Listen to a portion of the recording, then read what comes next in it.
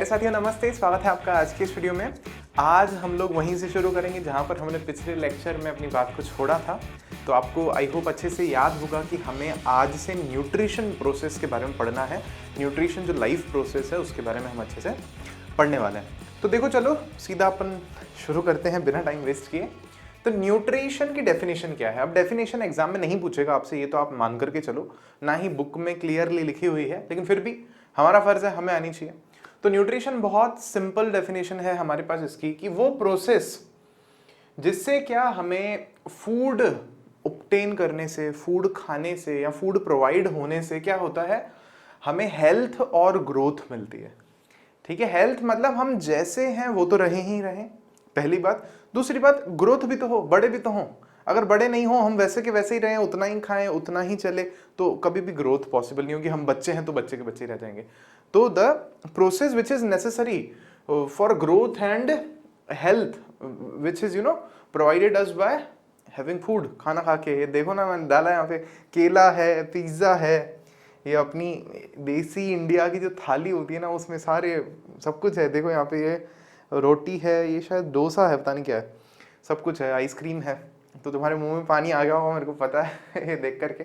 वैसे देखो, इसके अलावा अगर हम मेडिकल साइंस में बात करें तो अलग अलग बुक्स में आपको अलग अलग तरह से डेफिनेशन लिखी हुई मिलेगी, लेकिन एक बेसिक डेफिनेशन ये है। और मेडिकल साइंस में देखो हमें क्या कहते हैं कि in science and human medicine, nutrition is a science of practice of consuming and utilising foods. कि भाई कंज्यूम करें हम फूड को और वो यूटिलाइज हो बॉडी में।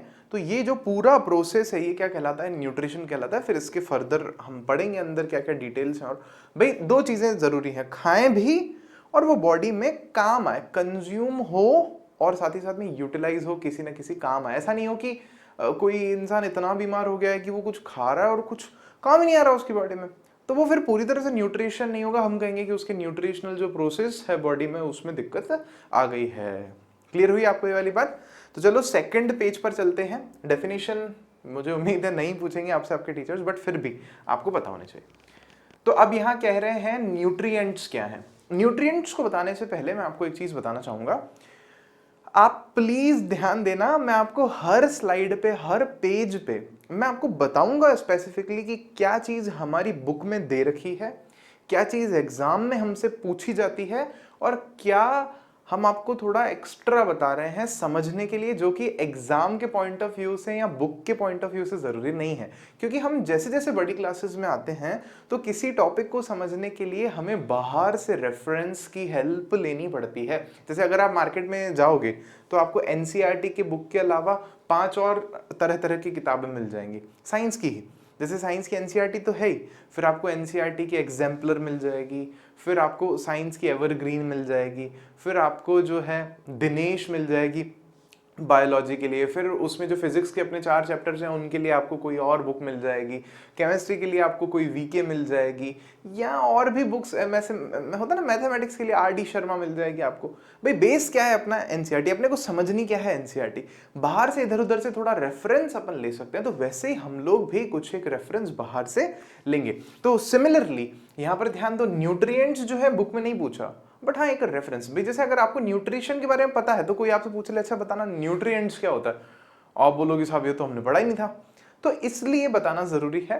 तो न्यूट्रिएंट कुछ भी नहीं है, वो सोर्स है एनर्जी का जिससे नरिशमेंट होता है। ठीक है, a component of food, food का एक कंपोनेंट है न्यूट्रिएंट जिससे हमारा नरिशमेंट होता है। जैसे फॉर एग्जांपल प्रोटीन्स होते हैं, कार्बोहाइड्रेट्स होते हैं, फैट्स होते हैं, विटामिन होते हैं, मिनरल्स होते हैं, फाइबर है, वाटर है, ये सब बचपन से रटते आए होगे आप, याद करते आए होगे। तो इनको भी फिर हमने फर्दर कैटेगरी कर रखी है इनकी भी। अब ये भी बुक में नहीं है, बट एक बार बस आप ये नॉलेज के लिए ध्यान रखो कि भाई एनर्जी फूड्स जैसे कि कार्बोहाइड्रेट्स और फैट्स, कहते हैं ना कार्बोहाइड्रेट वाली चीज खाने से एनर्जी मिलती है। तो जैसे ग्लूकोज हम पी रहे हैं तो उसमें कार्बोहाइड्रेट होता है, बोलो इंस्टेंट एनर्जी, वो फिर नाम भी देते हैं पावर ऑफ इंस्टेंट एनर्जी, पता नहीं क्या क्या खाने वाली चीजों के लिए। ग्लूकोज कहते हैं बिस्किट खाओ एनर्जी मिलती है, तो वो कार्बोहाइड्रेट्स है। बॉडी बिल्डिंग फूड, तो बॉडी बिल्डिंग फूड तो फिर आपको याद आ गया होगा अपने आप, वो कहते हैं ना बॉडी बिल्डिंग करते हैं तो बोलते हैं प्रोटीन खाओ, तो protein is a source of body building food, मतलब वो कैसा न्यूट्रिएंट है, वो बॉडी बिल्डिंग फूड में आता है। और उसके अलावा कुछ मिनरल्स और हमारे पास में कुछ कार्बोहाइड्रेट्स भी इस कैटेगरी में आते हैं। तीसरा है हमारे पास में प्रोटेक्टिव और रेगुलेटरी, हमारे पास में फूड्स हैं कुछ। प्रोटेक्टिव मतलब जब कहीं चोट लग गई या कहीं पर कुछ बिल्ड करना है बॉडी में, कोई सेल्स बन रहे हैं या नहीं है, जो भी प्रोसेस ऐसे चल रहे हैं, तो ये कौन से हमारे पास में विटामिन हैं और कुछ एक मिनरल्स हैं जिनको हम इस कैटेगरी में याद रखते हैं। फिर से ध्यान देना, ये बुक में नहीं है, याद करने की जरूरत नहीं है, बस आपके अंडरस्टैंडिंग के लिए कि देखो ऐसा भी है। अब बढ़ते हैं आगे। ये हमारी बुक में यहां से टॉपिक शुरू है। टॉपिक क्या है? Types of nutrition. अच्छा, न्यूट्रिशन कितने टाइप का होता है? तो मेनली न्यूट्रिशन जो है वो दो टाइप्स का है। कौन सा है? हमारे पास में ऑटोट्रोफिक न्यूट्रिशन है और दूसरा हेटेरोट्रोफिक न्यूट्रिशन है, जो हमें पढ़ना है। अब देखना, इसमें फर्दर कैटेगरी होती है, एक आध इनके और कुछ नाम भी होते हैं। जैसे हेटेरोट्रोफिक न्यूट्रिशन में फर्दर कैटेगरीज होती हैं, सेप्रोफिटिक न्यूट्रिशन उसी का एक एग्जांपल होता है। तो हम इतना डिटेल में नहीं जाएंगे, जितना हमें बुक में दे रखा है हम उसको अच्छे से कवर करने की कोशिश करेंगे। तो देखो चलो, ऑटोट्रोफिक न्यूट्रिशन में से क्वेश्चन पूछे जाने के चांसेस बहुत ज्यादा होते हैं। तो पहली बात हमें यह समझनी है कि कौन करता है ऑटोट्रोफिक न्यूट्रिशन। तो बहुत ही आसान है, ग्रीन प्लांट्स हैं हमारे पास में, उसके अलावा कुछ एक प्रोटिस्ट हैं और बैक्टीरिया हैं काफी सारे, जो कि क्या करते हैं? मैन्युफैक्चर करते हैं खुद का खाना, खुद से ही बनाते हैं खुद का खाना। जैसे ये खाना किससे बनाते हैं, ये ध्यान देना आप। इनऑर्गेनिक रॉ मटेरियल लेते हैं ये लोग बाहर से, और फिर एनर्जी लेते हैं बाहर, जैसे सन से ले सकते हैं एनर्जी, या कोई आर्टिफिशियल लाइट से इनको एनर्जी मिल जाती है। और ये क्या करते हैं? इसीलिए इनको ऑटोट्रोफ्स कहते हैं। और जो प्रोसेस, जो ऑटोट्रोफिक न्यूट्रिशन का जो प्रोसेस है, या जो प्रोसेस न्यूट्रिशन का ये फॉलो करते हैं, उसको हम लोग क्या कहते हैं? Autotrophic nutrition. या देखो, इसका एक और नाम भी होता है होलोफिटिक न्यूट्रिशन। तो आप कंफ्यूज मत होना अगर कहीं पर होलोफिटिक न्यूट्रिशन आपको लिखा हुआ मिल जाए तो। अब चलो समझते हैं इसको थोड़ा सा। कौन कौन? ग्रीन प्लांट्स ये रहे, फिर ये है हमारे पास में, मेरे को डायग्राम प्रॉपर मिला नहीं तो मैंने ऐसे ही ले लिया था। जैसे यहाँ लिखा है हमने प्रोटिस्ट और बैक्टीरिया, तो ये एक प्रोटिस्ट है। जैसे मान लो ये अमीबा है, चलो अब ये कुछ और भी हो सकता है, लेकिन अमीबा भी ऐसा फैला हुआ सा ही होता है, ठीक है। यहाँ पर ये तो अमीबा भी एक प्रोटिस्ट है, पहली बात। इसको कोई बैक्टीरिया मान लो, या ये एक बैक्टीरिया है हमारे पास में जिसका नाम होता है प्रोक्लोरोकोकस। इनमें एक बात कॉमन होती है। क्या कॉमन होती है? इनमें से काफियों के पास में क्या होता है? हमारे पास में इनमें काफियों के पास होता है क्लोरोफिल। क्लोरोफिल एक ग्रीन कलर का पिगमेंट है, जो कि इनको क्या करवाता है? फोटोसिंथेसिस करवाता है। अब आपको समझ में आने लग गई होगी कहानी। यहाँ भी है ग्रीन, देखो यहाँ भी है हमारे पास में, इसके पास ग्रीन। वैसे ये अजीब है, इसको छोड़ो आप। और इसके पास चलो मान लो एक बार के लिए नहीं है ग्रीन, कोई और प्रोटिस्ट होगा वो वाला। ये वाला देखो, ये ग्रीन है, ये असली वाला फोटो है। ये तो फिर भी एनिमेशन वाला है ना, ये असली वाला फोटो है। तो कौन कौन बोला हमने? ग्रीन प्लांट्स, प्रोटिस्ट और बैक्टीरिया। आपने 9th क्लास में 5 किंगडम क्लासिफिकेशन पढ़ा होगा, जिसमें पहला किंगडम था हमारे पास में मोनेरा किंगडम था, जिसमें सारे के सारे बैक्टीरिया आते हैं। तो बहुत सारे बैक्टीरिया ऐसे होते हैं जो खुद का खाना खुद बनाते हैं, मतलब सनलाइट से और जमीन में से पानी लेकर के, या आसपास में से ह्यूमिडिटी वगैरह पानी लेकर के, और वहां से एनर्जी लेकर के, और कोई गैस लेकर के, जैसे CO2 लेकर के खुद का खाना बना लेते हैं, जैसा अपन ने फोटोसिंथेसिस में पढ़ा है। तो बैक्टीरिया पहले किंगडम में आ गए। सेकंड किंगडम में हमारे पास में कौन आते हैं? प्रोटिस्ट, प्रोटिस्टा जो है हमारे पास में किंगडम। तो प्रोटिस्टा में अमीबा, यूग्लिना, ये जो हमने पढ़े थे ना, वो आते हैं। तो ऐसे काफी सारे प्रोटिस्ट भी हैं जो खुद का खाना खुद बनाते हैं। और फिर उसके बाद में आप देख रहे हैं यहाँ पर ग्रीन प्लांट्स। चौथा किंगडम हमने पढ़ा था, तीसरा स्किप किया है अपन ने, तीसरा क्योंकि फंगी होता है। चौथे किंगडम की बात हो रही है। चौथा किंगडम कौन सा होता है? हमें पता है, प्लांटी किंगडम। तो उसमें सारे प्लांट्स को हमने रखा है। तो जो सारे प्लांट्स हैं वो सारे के सारे क्या करते हैं? खुद का खाना खुद से बनाते हैं, जो भी ग्रीन प्लांट्स हैं। समझ में आई आपको ये वाली बात? तो खुद का खाना खुद बनाना कौन से मटेरियल से? इनऑर्गेनिक रॉ मटेरियल से। क्या कहलाता है? ऑटोट्रोफिक न्यूट्रिशन कहलाता है। ये जो प्रोसेस है, this process is known as autotrophic nutrition, and these organism which create their or which make their own food by this process are known as autotrophs. दोनों में फर्क है। ऑटोट्रोफ्स ये हैं, और ऑटोट्रोफिक न्यूट्रिशन एक प्रोसेस है। प्रोसेस को हम छू नहीं सकते, प्रोसेस कोई ऑब्जेक्ट नहीं है। समझ में आई आपको ये वाली बात? प्रोसेस कोई नाउन नहीं है। तो अब उसके बाद में यहां पर एक वर्ड है इनऑर्गेनिक। ये ऑर्गेनिक और इनऑर्गेनिक क्या है अभी हम लोग देखते हैं आगे, बट इतना आपको आई होप समझ में आया होगा। आगे देखो, फिर है हमारे पास में सेकंड है हेटेरोट्रोफिक न्यूट्रिशन। तो ऑटो में खुद का खाना खुद बना रहे हैं, हीटेरोट्रोफिक में खुद का खाना खुद नहीं बना रहे, मांग के खा रहे हैं। तो जैसे जो भी एनिमल्स हैं हमारे पास में, हम हैं खुद, जो बाकी एनिमल्स हैं, या उसके अलावा फंगस है, देखो लिखा है हमने यहाँ पर एनिमल्स, फंगस, फंगी और प्रोटोजोअन्स। काफी सारे मतलब कुछ एक प्रोटोजोअन्स हैं और साथ ही साथ में काफी सारे प्रोकैरियोट्स भी हैं। तो यहाँ चलो सुनो इनका मतलब। एनिमल्स आपको पता है, हम सब ऐसे सारे एनिमल आप देखते ही हो, हाथी, कुत्ता, बिल्ली, घोड़ा, गधा, और गाय हो गई, और मकोड़े हो गए, इंसेक्ट्स हो गए, और ये बहुत सारे हैं। फंगी कौन है? ये मशरूम्स खाते हैं ना हम लोग, वैसे मैं नहीं खाता मशरूम्स वगैरह, ये फंगस होते हैं, फंगी। मेरे को याद है कि स्कूल में जब मैं था तो मैं क्या करता था, जैसे समर वैकेशन होती थी या लंबी कोई भी वैकेशन होती थी 2 हफ्ते की 3 हफ्ते की, तो आदत ऐसी होती थी अक्सर कि बैग लाते थे और बैग को कहीं रख देते कोने में, तो उसमें लंच बॉक्स भी पड़ा रह जाता था। और फिर उसको 15-20 दिन बाद कोई मम्मी बैग खोलती थी तो लंच बॉक्स निकलता था और उसमें फंगस जम गई होती थी अंदर। देखा होगा आपने, खाने का अगर कहीं टुकड़ा छोड़ दो बहुत लंबे टाइम तक तो फंगस है, जिसको हम लोग बोलते हैं फफूंद, लग गई है, तो वो फफूंद यही होती है। अब ये फफूंद के साथ में क्या है, अगर हम इनको देखेंगे ना तो हमें लगेगा कि यार ये कोई प्लांट है, लेकिन ये प्लांट नहीं होती, ये अलग चीज है। कैसे बनती है ये? जैसे मान लो कोई जंगल है या कोई ऐसा जगह है जहां पर क्या हुआ, कोई जानवर मर गया, मान लो कोई घोड़ा कहीं पर मान लो मर गया, वो मिट्टी में पड़ा है, तो अब क्या होगा, उसके ऊपर उसकी यूं समझो डेड जो कंपोनेंट्स हैं उसको कंज्यूम करके या उसके ऊपर कहीं पर मिट्टी आ गई थोड़ी और ये उग जाते हैं।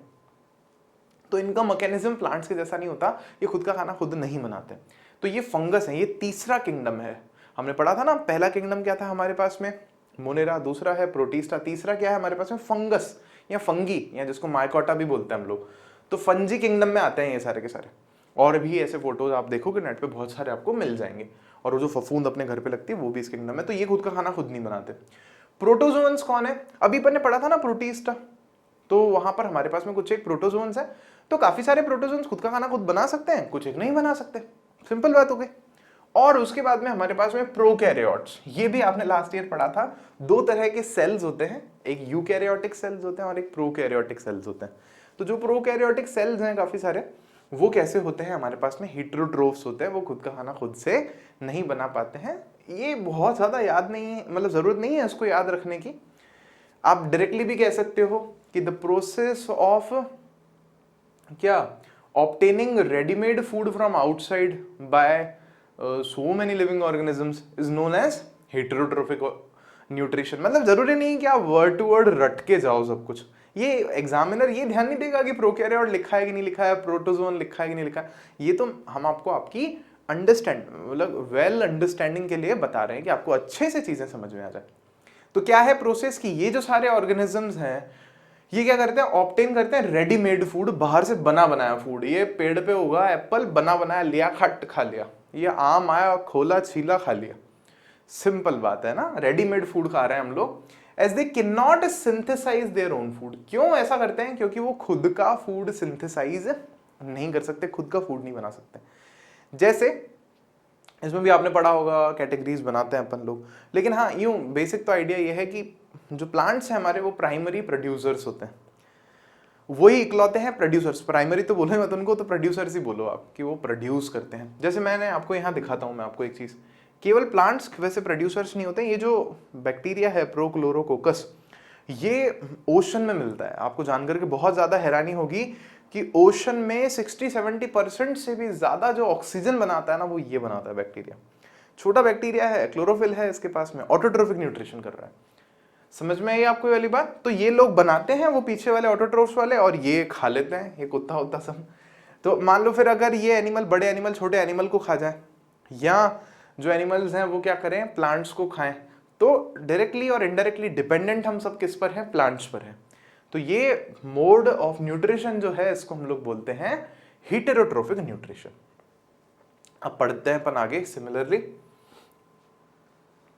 न्यूट्रिशन इन प्लांट्स अब हमारा टॉपिक है। क्या कह रहे हैं? दे अंडरटेक फोटोसिंथेसिस। बहुत सिंपल है, ये हम बचपन से पढ़ते आ रहे हैं, इसीलिए मैं थोड़ा सा स्पीड में जा रहा हूं। कि इनमें क्या होता है, फोटोसिंथेसिस होता है। और फोटोसिंथेसिस क्या है? तो फोटोसिंथेसिस क्या है? एक बायोकेमिकल प्रोसेस है। वर्ड्स को तोड़ करके समझो। बायो माने क्यों? क्योंकि ये बायोलॉजी से रिलेटेड है, ये लिविंग बींग्स में हो रहा है, मरे हुए में नहीं होता। समझ रहे हो? ये रिमोट था, भले हरे कलर का हो, यहाँ पे इसके बटन ग्रीन कलर के हैं, लेकिन इसमें फोटोसिंथेसिस नहीं हो सकता। लेकिन वो प्लांट की जो लीफ है वो ग्रीन है, उसमें फोटोसिंथेसिस होगा फिर। तो बायो क्योंकि लिविंग में है, केमिकल क्योंकि केमिकल रिएक्शन है, केमिकल प्रोसेस है जिसमें कुछ एक केमिकल्स आकर के जुड़ रहे हैं, कुछ एक नया बना रहे हैं। तो it's a biochemical process of manufacture of organic food. अब मेरे को ऑर्गेनिक इनऑर्गेनिक आपको बताना पड़ेगा, क्योंकि अभी पीछे भी हमारे पास में एक वर्ड आया था इनऑर्गेनिक। तो बेसिक सी बात समझना, दो चीजें हैं हमारे पास में, एक है ऑर्गेनिक। क्या होता है ऑर्गेनिक? मतलब कार्बन से रिलेटेड। आप 11th-12th में जाएंगे तो वहां पर आप ऑर्गेनिक केमिस्ट्री की बुक आपकी अलग से होगी, जिसमें कार्बन और उसके हाइड्रोजन के साथ में कंपाउंड्स के बारे में आप पढ़ेंगे। तो मोस्टली वो सारे के सारे हमारे पास में केमिकल स्ट्रक्चर्स या कंपाउंड्स, मॉलिक्यूल्स, जिनमें कार्बन भी हो और हाइड्रोजन भी हो, दोनों हो, एक से काम नहीं चलेगा, दोनों होने चाहिए। तो मोस्टली उनको हम ऑर्गेनिक मॉलिक्यूल्स कहते हैं, ऑर्गेनिक केमिस्ट्री में हम उनके बारे में पढ़ते हैं। इसके अलावा कुछ और हो तो चलेगा, नाइट्रोजन हो, ऑक्सीजन हो, और भी अगर चीजें हैं, काफी सारी एलिमेंट्स हैं तो चल जाएगा, लेकिन बेसिकली ये दोनों होने चाहिए। फॉर एग्जाम्पल मान लो हमारे पास में क्या हो गया, जैसे CH4 हो गया, मीथेन हम बोलते हैं। ये जैसे हमारे पास ग्लूकोज में हो गया तो क्या होता है C6H12O6। ऐसे अगर हम शुगर का फॉर्मूला लिखें या ऐसे और भी फॉर्मूला जिनमें दोनों चीजें आ रही हैं, वो ऑर्गेनिक मॉलिक्यूल्स हैं हमारे। बेसिक डेफिनेशन ये है। इनऑर्गेनिक में आप क्या लोगे? तो इनऑर्गेनिक में क्या होता है, इनऑर्गेनिक मॉलिक्यूल्स वो हैं जिनमें दोनों नहीं होते, एक होगा या कुछ भी नहीं होगा। जैसे मान लो NaCl है फॉर एग्जांपल, अब ना तो कार्बन है ना हाइड्रोजन है। H2O है, हाइड्रोजन तो है कार्बन नहीं है। CO2 है, कार्बन तो है और हाइड्रोजन नहीं है। दोनों हो अगर है तो वहां नहीं है तो यहाँ, सिंपल सी बात है। अभी आप बस इतना सा याद रखो। तो इस प्रोसेस में क्या हो रहा है, ये एक बायोकेमिकल प्रोसेस है जिसमें मैन्युफैक्चर होता है। क्या मैन्युफैक्चर होता है? ऑर्गेनिक फूड मैन्युफैक्चर होता है। अभी कैसे होगा मैं आपको आगे दिखाऊंगा। From carbon dioxide and water with the help of solar energy या with the help of light energy. कि लाइट है और इस प्रोसेस में क्या हो रहा है, कार्बन डाइऑक्साइड लेते हैं प्लांट्स, वाटर लेते हैं, कुछ एक मिनरल्स ले लेते हैं, पानी जो भी जमीन में से मिट्टी में से उनको ले लेते हैं, और सनलाइट की प्रेजेंस में फिर क्या करते हैं, क्लोरोफिल जो है उनका वहां पर एक रिएक्शन होती है केमिकल, जिसको हम बोल रहे हैं बायोकेमिकल रिएक्शन है। और उससे फिर क्या बन जाते हैं, ऑर्गेनिक कंपाउंड्स बन जाते हैं। बोले तो ऑर्गेनिक कंपाउंड ग्लूकोज बन जाता है, ये कहना चाह रहे हैं। अब ये एक छोटी डेफिनेशन लिखी है, लेकिन हमारी बुक में एक बड़ी डेफिनेशन दे रखी है। देखो यहाँ लिखा है, मैंने एनसीईआरटी नोटिस किया, आप कोई सी भी एक अपनी नोटबुक में लिख सकते हो। क्या कह रहे हैं, it is a process by which autotrophs take in substances from the outside and convert them into stored forms of energy. ये वो प्रोसेस है जिसमें क्या होता है, ऑटोट्रोफ्स जो हैं वो सब्सटेंस को बाहर से अंदर लेते हैं और उनको स्टोर्ड फॉर्म में कन्वर्ट करते हैं, किसमें, स्टोर्ड एनर्जी की फॉर्म में उनको कन्वर्ट कर देते हैं। फिर आगे कह रहे हैं, this material is taken in the form of carbon dioxide and water which is converted into carbohydrates. ये जो भी कार्बोहाइड्रेट्स है ना, ये सारे सारे ऑर्गेनिक हैं। देखो नाम ध्यान दो, ध्यान नाम पे ध्यान। कार्बोहाइड्रेट्स तोड़ के देखो, कार्बो माने कार्बन, हाइड्रेट्स माने हाइड्रोजन होगा उसमें। तो these are all carbohydrates in the presence of sunlight. बहुत सिंपल है, in the presence of sunlight the organisms, वो सारे के सारे ऑर्गेनिजम्स ही हैं हमारे पास में, वो क्या करते हैं, दी ऑटोट्रोफ्स, ज्यादा अच्छा वर्ड क्या है हमारे पास में, autotrophs. In the presence of sunlight autotrophs take water, carbon dioxide, some minerals from the land and convert it into organic material that is carbohydrates. This process is known as nutrition in plants, या जिसको हम लोग कह रहे हैं photosynthesis. Very simple, आपको कुछ भी रटने की जरूरत नहीं है। फिर कह रहे हैं carbohydrates are utilized for providing energy to the plants. अच्छा, ये सब क्यों कर रहे हैं, एनर्जी के लिए। पढ़ाई था हमने, न्यूट्रिशन का मेन पर्पस क्या है, हमें एनर्जी मिल जाए। तो अब देखो यहाँ पर आगे देखो, पॉइंट है अब हमारे पास में, यहाँ ध्यान से देखना है इनको। The carbohydrates which are not used immediately are stored in the form of starch. क्या होता है, प्लांट का पहला मोटिव क्या है, या किसी का भी, खाना खाया या खाना बना लिया प्लांट ने, बहुत सारा ग्लूकोज बना लिया अपनी बॉडी में। अब वो प्लांट को भी तो बड़ा होना है ना, उसको भी हाइट्स पे जाना है, उसको भी अपनी जो ट्रंक है उसको मोटी करना है, बहुत सारे पत्ती आएंगे, उसमें बहुत सारे फ्लावर्स आएंगे, बहुत सारे फ्रूट्स आएंगे, तो वो बड़ा, तो वो खुद उस एनर्जी को थोड़ा पहले क्या करेगा, कंज्यूम करेगा। लेकिन क्या होगा, फिर भी एनर्जी बच जाती है। जैसे हमारे साथ में भी तो होता है, हम खाना खाते हैं, अगर एक्स्ट्रा खा लेते हैं, और अभी तो सब लोग खाते ही हैं, कोविड पीरियड में घर पे रहते हैं, तो मान लो कि खा लिया ज़्यादा हो गया, तो फिर ज़्यादा फिर कहाँ से निकलता है, ठीक है। तो यहां पर भी क्या हो रहा है कि ज्यादा जो है वो स्टोर कर लेते हैं प्लांट्स, किसकी फॉर्म में स्टोर करते हैं, स्टार्च की फॉर्म में। जो कार्बोहाइड्रेट काम में आ गया ठीक है, जो नहीं आया उसको स्टोर कर लेते हैं स्टार्च की फॉर्म में। स्टार्च कहाँ पे होता है, फ्रूट्स वगैरह में भी अच्छा खासा होता है, प्लांट के डिफरेंट पार्ट्स में वो स्टार्च की फॉर्म में उसको स्टोर कर लेते हैं। फिर क्या होता है, which serves as the internal energy reserve to be used as and when required by the plant. अब मान लो कि काफी दिन फिर ऐसे देखने को मिल गए प्लांट को कि बारिश ही नहीं हो रही, सॉरी धूप नहीं निकल रही, मतलब बारिश हो रही है काफी दिन और धूप नहीं निकल रही, तो क्या होगा, वो फोटोसिंथेसिस फिर होगा नहीं उनका, तो वो फिर उस वक्त उसको काम में ले लेंगे। या मान लो रात के टाइम कभी उनको जरूरत पड़ गई तो वो उसको फिर काम में ले सकते हैं, ये कहने का मतलब है। सिमिलरली देखो हमारी बॉडी में क्या होता है, वेयर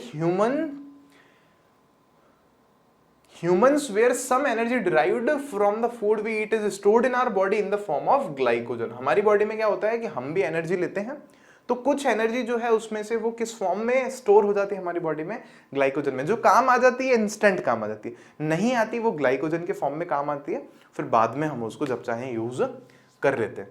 प्लांट्स में किस फॉर्म में स्टोर होती है, स्टार्च के फॉर्म में, और हम में किस फॉर्म में स्टोर होती है, ग्लाइकोजन। ये आपको याद रखना है। फिर अब कह रहे हैं आगे कि प्लांट्स को जो है खुद का फूड बनाने के लिए या फोटोसिंथेसिस प्रोसेस को करने के लिए कुछ एक चीजों की जरूरत होती है, और ये क्वेश्चन एग्जाम में पूछा जाता है। What are the raw materials which are required by a plant to perform photosynthesis. ऐसे क्वेश्चन पूछेंगे आपसे, 1-2 नंबर का छोटा सा क्वेश्चन। तो पहली चीज है हमारे पास में क्लोरोफिल। तो क्लोरोफिल मैंने आपको बताया था ग्रीन कलर का पिगमेंट है, ग्रीन कलर का पिगमेंट है जो फोटोसिंथेसिस करवाने में हेल्प करता है। ध्यान हुआ आपको, ग्रीन कलर है इसीलिए। वैसे आपने वो क्लोरोप्लास्ट वगैरह के बारे में पढ़ा होगा, है ना, लास्ट ईयर था हमारी बुक में वो सेल वाला जब हम चैप्टर पढ़ रहे थे। तो खैर चलो अभी हम डिटेल में नहीं जाएंगे, तो वहां पर आपको समझ में आएगा कि क्रोमोप्लास्ट भी होते हैं, कुछ क्लोरोप्लास्ट भी होते हैं, फिर जिनमें क्लोरोफिल होता है उनको हम क्लोरोप्लास्ट कह रहे हैं, जिनमें ग्रीन पिगमेंट है। तो इस तरह से हम लोग करके थोड़ा सा प्लास्टिड्स का जो टॉपिक था, खैर चलिए आगे बढ़ते हैं अभी अपन।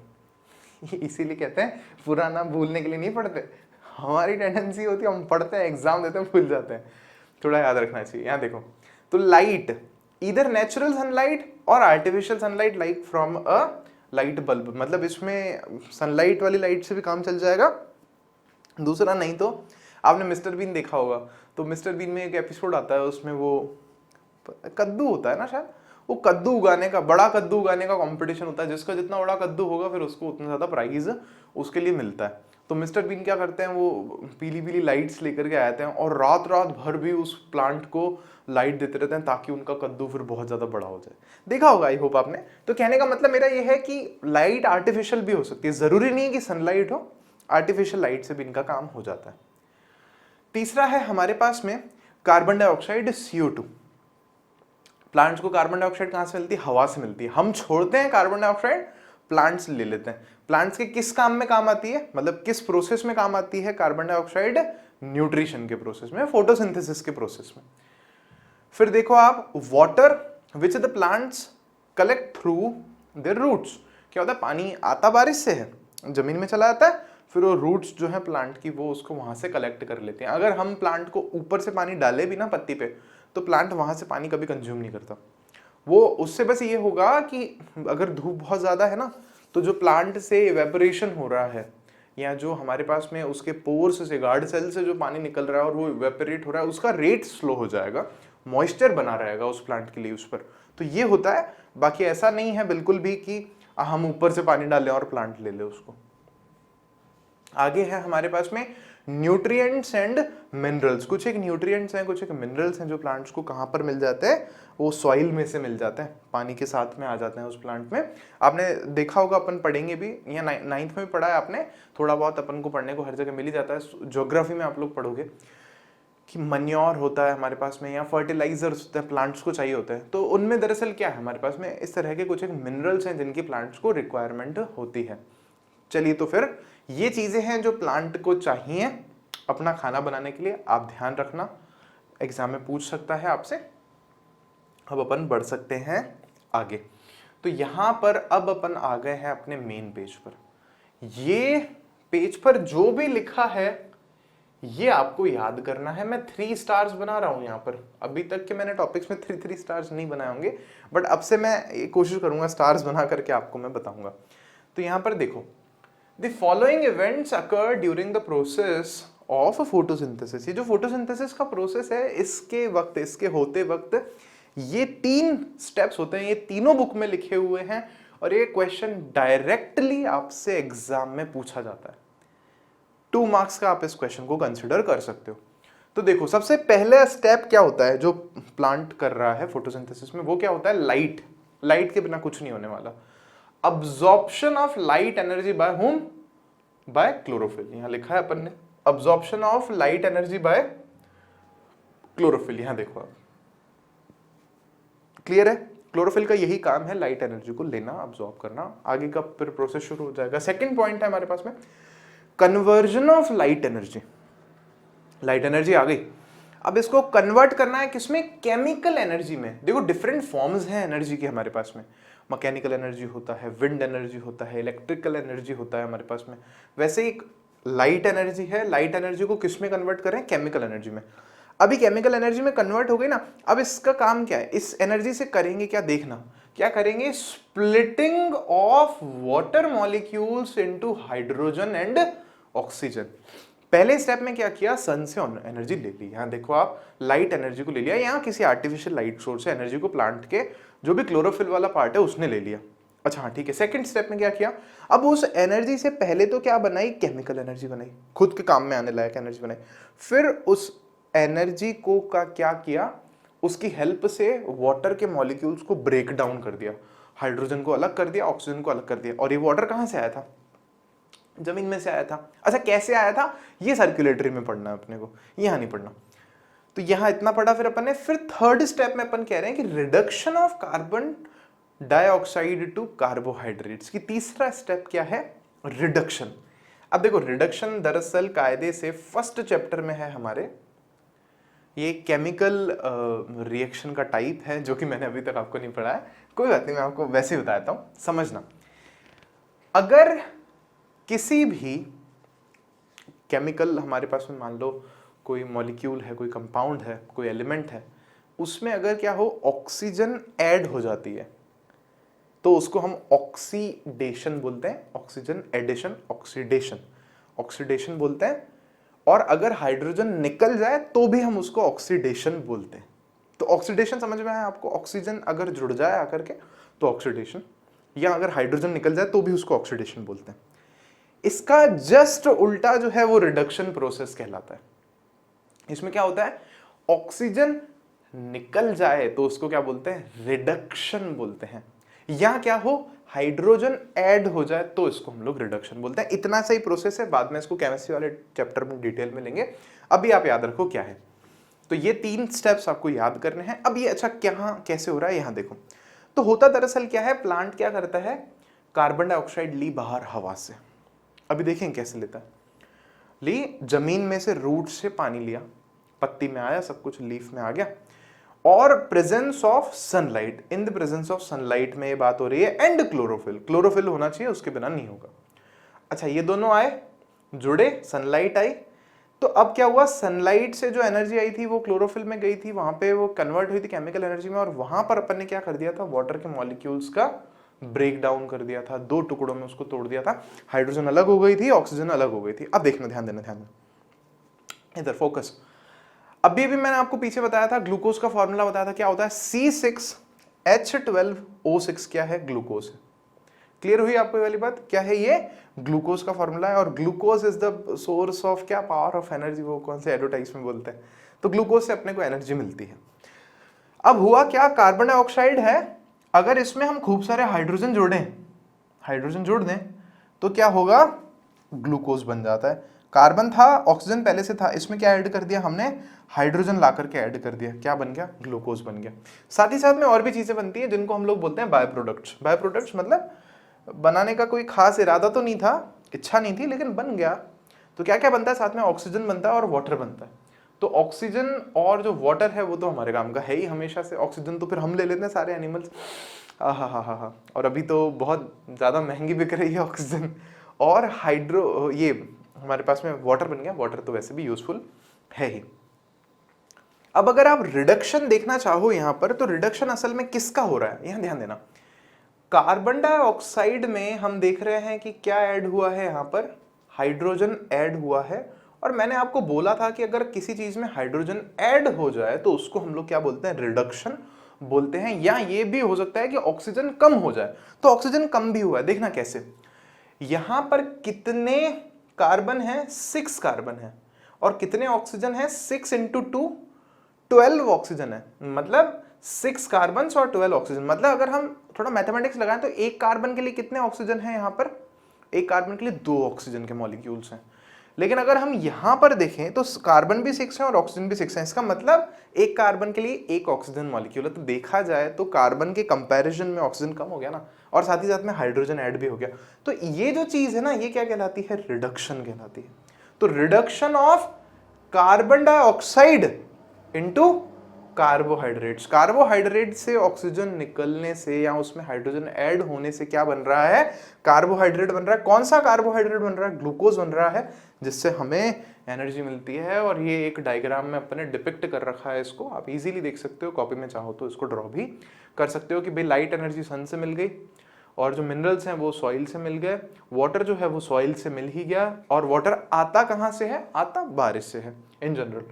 और फिर उसके बाद में क्या है कि ग्लूकोज वगैरह जो अदर शुगर्स हैं वो हमें फिर मिलती हैं कहाँ से, लीव्स वगैरह से, या जो फ्रूट्स वगैरह हैं, जो बाकी पार्ट्स हैं प्लांट के। आई होप आपको यहाँ तक समझने में कोई डाउट नहीं होगी। इसको अच्छे से आपको याद करना ही है। और यहाँ पर बुक में आगे थोड़ा और हमें समझा रखा है। एक छोटी सी चीज मैं आपको बताना भूल गया। ये जो चीजें हैं ये हैं इनऑर्गेनिक। ये कैसी है, ऑर्गेनिक। तो इनऑर्गेनिक रॉ मटेरियल से ऑर्गेनिक मटेरियल कंपोज करना, बनाना ही क्या है, एक तरह से फोटोसिंथेसिस का प्रोसेस है, जिसमें प्लांट जो है सनलाइट को लेता है।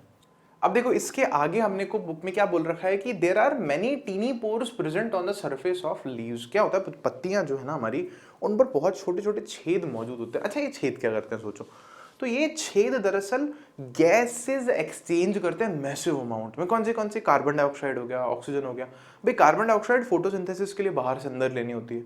ऑक्सीजन अगर ज्यादा बन जाती है तो फिर उसको अंदर से बाहर निकालना पड़ता है। तो फिर कुछ रास्ता चाहिए ना, गेट चाहिए, गेट।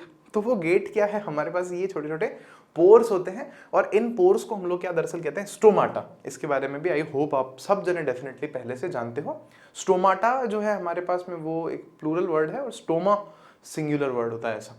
तो स्टोमाटा, अब यहाँ पर लिखा भी है हमने कि प्लांट को जब, जैसे क्या होता है कि वो कार्बन डाइऑक्साइड की जरूरत नहीं होती बाहर से फोटोसिंथेसिस के लिए। मान लो खूब है, अभी नहीं चाहिए और कार्बन डाइऑक्साइड, तो प्लांट क्या करता है, इस पोर को क्लोज कर देता है, ताकि क्या हो कि बहुत मेहनत से जो प्लांट पानी लाया है नीचे, रूट से, स्टेम से, ट्रंक से, इधर से होकर के इतनी मेहनत करके लाया, तो वो सनलाइट से उड़ ना जाए वेपर बन के। क्योंकि ये पोर अगर खुला रहेगा तो पानी फिर बेवजह नहीं तो उड़ जाएगा, फिर प्लांट को नीचे से खींच के लाना पड़ेगा, बहुत मेहनत फिर उसमें हो जाएगी। तो प्लांट उसको बंद कर लेता है। और ये बंद करने का या जो खोलने का काम है ये कौन करता है, ये होता है गार्ड सेल्स की मदद से। यहाँ देखो आप, ये है हमारे guard cells. Got it, these are guard sales.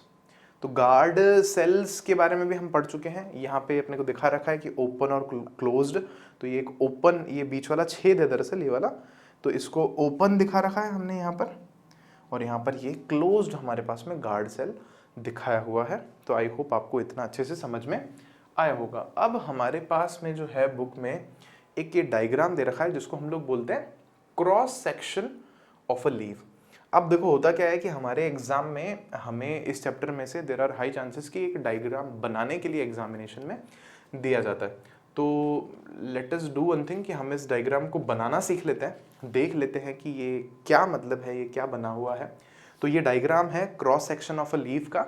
आप एक काम करो, एक कॉपी ले लो खाली एकदम, मतलब एक पेज उसमें खाली ड्रॉ करने के लिए एक ड्राइंग नोटबुक ले सकते हो आप, और अपन इसको ड्रॉ कर। तो देखो एक लीफ बनानी है हमें, ये हमने कुछ इस तरह से एक लीफ बना दी। आप आराम आराम से बनाना, इरेजर से इरेज करते हुए बढ़िया एकदम। और यहाँ पर हम देखते हैं कि हमारे पास में इस तरह से स्ट्रक्चर बना हुआ रहता है। ये दरअसल प्लांट के पाइप्स होते हैं जो प्लांट्स में फूड को या बाकी चीज़ों को इधर उधर ले जाते हैं। अब हमें करना क्या है, हमें इसका क्रॉस सेक्शन लेना है। क्रॉस सेक्शन ऑफ लीव का डायग्राम है ना, तो हमें मान लो यहाँ से इसको कट करना है। इसको मान लो यहाँ से हमने कट कर दिया, तो हमें देखने को क्या मिलता है, देखो आप।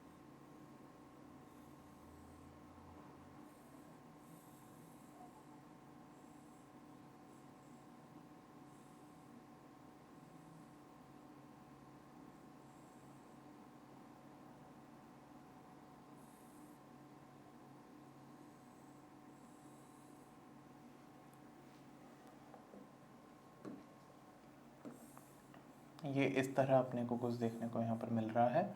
और यहाँ पर इसको थोड़ा सा और अगर अपन कंप्लीट करेंगे तो वी कैन सी यहाँ पर ये पाइप आ रहा था बीच में से हमारे पास में, जो कि दरअसल एक वस्कुलर बंडल है, इसमें पाइप्स हैं अंदर बहुत छोटे छोटे। और ये यहाँ पर ये मान लो इस तरह से ख़त्म हो रहा है, और ये बाकी स्ट्रक्चर अपन वापस से कंटिन्यू कर सकते हैं। अब हमें फोकस किस पर करना है वो एरिया मैं आपको बता देता हूँ, फिर उसको हम लोग ड्रॉ करेंगे। हमें ये वाले पोर्शन को ड्रॉ करके देखना है।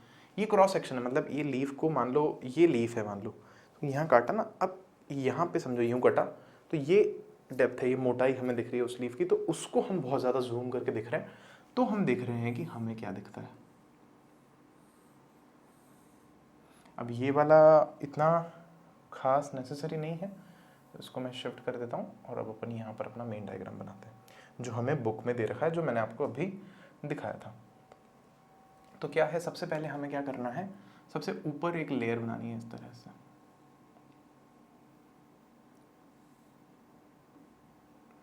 और फिर इसमें नीचे हमें कुछ एक बॉक्सेस बनाना है, खूब सारे यहाँ पर बना लो इस तरह से। इसमें बहुत ज़्यादा आपको सिमेट्रिसिटी का ध्यान रखने की ज़रूरत नहीं है, मैं आपको पहले बता दूँ। इस तरह से आप बना सकते हो। फिर इसके बाद क्या करना है, हमें यहाँ पर नीचे वाली कुछ एक और बॉक्सेस बनाना है। मैं अलग अलग कलर्स यूज़ कर रहा हूँ, आप भी सिमिलरली कर सकते हो, अच्छा लगता है थोड़ा सा डायग्राम। मान लीजिए इस तरह से आपको ये बड़े बड़े आपको यहाँ पर सेल्स बनाने हैं। और सेल्स तो आपको पता है सिमेट्रिक नहीं होंगे, ऐसा नहीं कि हम लोग क्या करें स्क्वायर्स और रेक्टेंगल्स बनाना शुरू कर दें। फिर इसके नीचे एक और लेयर है हमारे पास में, और वो लेयर कुछ इस तरह के सेल्स हैं।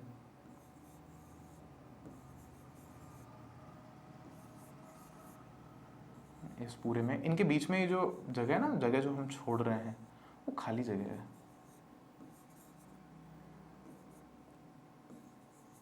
इस तरह से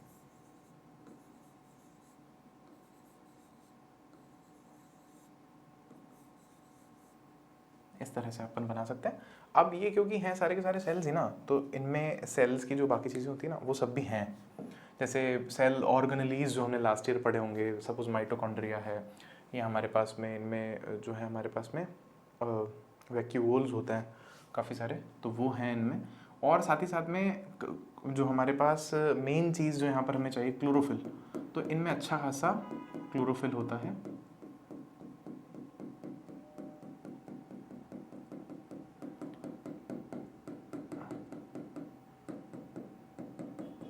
सिमिलरली इनमें भी हमारे पास में क्या है, क्लोरोप्लास्ट है, सॉरी क्लोरोफिल है।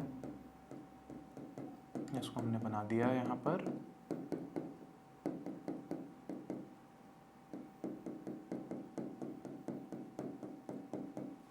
इस तरह से। और अगर हम थोड़े से वैक्यूल्स बनाना चाहें तो यहाँ पर बना के देख सकते हैं इस तरह से। खाली जगह है, होती है प्लांट सेल में, आपने पढ़ा होगा। अब उसके बाद में हमें ऊपर वाले स्ट्रक्चर को एक बार फिर से बनाना है, और उसके लिए हम फिर से क्या कर रहे हैं, सिमिलरली यहाँ पर ये बॉक्सेस बना लेते हैं अपन कुछ एक। थोड़ी जगह छोड़नी है हमें इसके बीच में, यहाँ पर भी थोड़ी जगह हम छोड़ सकते हैं। आगे कंटिन्यू हो रहा है ऐसा मान सकते हैं हम लोग। और फिर से ऊपर वाली लेयर को हम लोग कंटिन्यू कर रहे हैं यहाँ पर, मान लीजिए यूँ, और यूं कुछ इस तरह से, फिर यहाँ पर। और अब आप सोचेंगे सर ये जगह आखिर खाली क्यों छोड़ी। तो पहले तो एक बात मैं आपको कहना चाहूँगा, ये भी क्योंकि सेल है तो इसमें भी सेल ऑर्गेनेलीज होगा, न्यूक्लियस होगा, बाकी चीज़ें होंगी। सेंटर में नहीं होगा बल्कि साइड में होगा, कहीं पर भी होगा, उस पर अभी अपन ज़्यादा ध्यान नहीं दे रहे। और ये हमने जो खाली जगह छोड़ी है ना, ये बहुत इंटरेस्टिंग चीज़ है। तो यहाँ देखो आप, यहाँ पर ये सेल हैं हमारे पास में, आपको याद आया कौन से, गार्ड सेल्स। तो ये गार्ड सेल्स हैं और ये बीच में स्टोमाटा है, ये पोर है हमारा जिसकी हम बात कर रहे थे। सेम यहाँ पर भी होगा और सेम यहाँ पर भी हम लोग बना सकते हैं। अब वो खुला है कि बंद है, अब इस डायग्राम में मत ध्यान देना आप। ऊपर भी बना सकते हो ऊपर, लेकिन आप देखोगे ना बुक वगैरह में कम दे रखा होता है, और उसका रीज़न ये होता है स्टोमाटा नीचे की तरफ ज़्यादा होता है, ऊपर कम होता है। मेजॉरिटी प्लांट्स में नीचे लीफ के पत्ती के नीचे की तरफ ज़्यादा होते हैं, ऊपर कम होते हैं, ताकि वही बात है ना कि पानी का लॉस कम हो। अब उसके बाद में ये जो गोला हमने नहीं बनाया ना, ये गोला मैं एक बार बनाता हूँ, यहाँ पर वाइट से बनाते हैं इसको, इस तरह से बना लेते हैं, थोड़ा सा एडिटिंग सुंदर दिखाने के लिए। अब सिमेट्रिक तो नहीं होगा वो, ये तो मान के चलो आप, ये गोला हमने मान लो वापस से सर्कल बना लिया। अब हम इनका नाम दे देते हैं चीज़ों को थोड़ा बहुत, और इस गोले में क्या होता है मैं आपको वो भी बताता हूँ। इसमें छोटे छोटे पाइप्स होते हैं बहुत सारे, तो अपन 2 कलर से बना लेते हैं उन पाइप्स को। जैसे एक ऑरेंज मान लो, पाइप मतलब कौन से होंगे, एक होता है हमारे पास में पैरेन्काइमा, सॉरी, एक होता है हमारे पास में जाइलम और दूसरा होता है हमारे पास में कौन, फ्लूएम। समझ गए आप जाइलम फ्लूएम यहाँ पे क्या कर रहे हैं, अभी नहीं तो बताता हूँ मैं, बहुत सिंपल है। ये वाला गोला अपने को बुक में नहीं बना करके दे रखा है, लेकिन अपन ने बनाया फिर भी यहाँ पर, अभी समझ जाओगे आप क्यों। एक मान लेना, कोई ग्रीन वाला मान लो जाइलम है, ऑरेंज वाला मान लो फ्लूएम है, ऐसा मान लो आप। अब क्या है यहाँ पर पूरा अपन समझते हैं। ये पत्ती का ऊपर वाला सरफेस है जैसा कि यहाँ पर दिख रहा है आपको, और इसको हम लोग बोलते हैं वैक्सी क्यूटिकल। ठीक है, कुछ एक नाम वहाँ पर लिखे हुए हैं उस डायग्राम में, तो मैं नहीं लिख रहा हूँ यहाँ पर। ये है वैक्सी क्यूटिकल ऊपर वाली लेयर, और ये वाली नीचे वाली लेयर भी जो है ग्रीन वाली, ये भी कैसी है, वैक्सी क्यूटिकल। इसका नेचर कैसा होता है, पानी से डरने वाली होती है, हाइड्रोफोबिक होती है, पानी से डर लगता है इसको, पानी रुकता नहीं है। आपने नोटिस किया होगा पत्ती पर पानी रुकता नहीं है, फिसल के नीचे चला जाता है। तो सिमिलरली इसका नेचर है हाइड्रोफोबिक इन नेचर। फिर उसके बाद में ये हमारे पास में कुछ एक सेल्स हैं हमारे पास में यहाँ पर, तो ये क्या है, अपर एपिडर्मिस इसको हम लोग बोलते हैं, ऊपर वाला डर्मिस। डर्मिस मतलब स्किन होता है एक तरह से, तो ये ऊपर वाली एपिडर्मिस हो जाती है। सिमिलरली ये नीचे वाली क्यूटिकल लेयर है हमारे पास में वैक्सी क्यूटिकल, और फिर उसके ऊपर वाली ये क्या है हमारे पास में, अपर एपिडर्मिस। आप यहाँ पर देखो इस चीज को, ये इसको दिखा रखा है यहाँ जूम करके इन्होंने, और ये जाइलम फ्लोएम भी इसमें दिखा रखा है इन्होंने, लेकिन आप यहाँ नोटिस करो ये ऊपर वाली लेयर कौन सी है, वैक्सी क्यूटिकल है, ये अपर एपिडर्मिस है। थोड़ा शेप अलग कर रखा है इन्होंने, बड़ा सा वैक्यूल भी बना रखा है उसमें।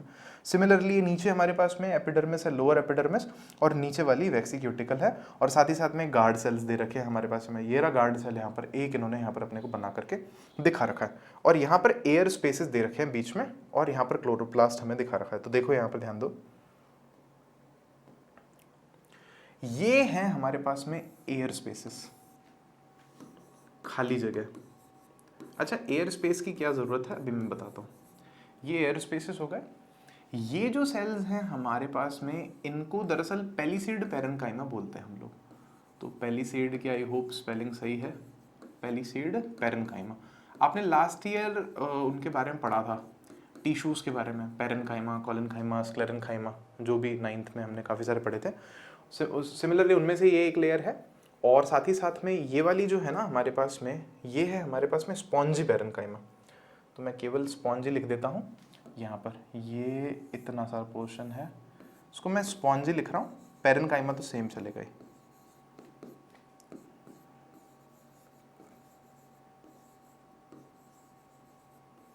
ठीक है, स्पेलिंग माइंड मत करना, हो सकता है कोई स्पेलिंग गलत हो जाए, बायोलॉजी में टिपिकल स्पेलिंग्स होती हैं।